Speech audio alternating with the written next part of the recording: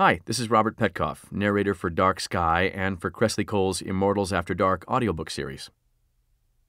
I really like Lanthy. I like that she's full of piss and vinegar.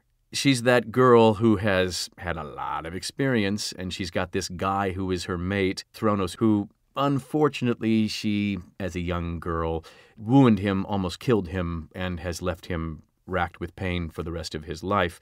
You know, girls make mistakes.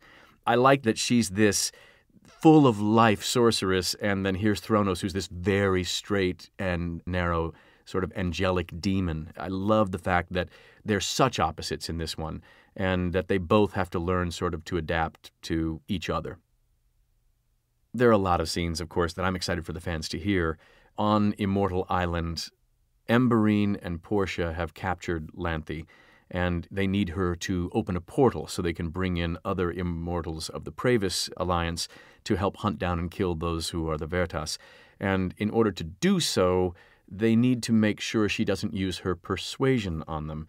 And it's horrific what they've come up with to make that happen, and yet it's very satisfying how it ends up. And Lanthy and Thronos go into Pandemonia, and they encounter what would be her heaven, this chamber of gold, and it's kind of fun to see what happens there.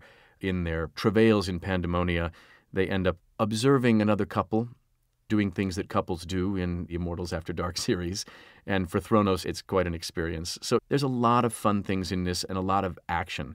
Probably the most fraught one that I really liked was Thronos ends up in this endless loop in this hellplane, trying to rescue Lanthy over and over and not succeeding. It's really dramatic. I'm going to miss it because, first of all, she hasn't wrapped it up, and there's a lot of things coming together for this big event.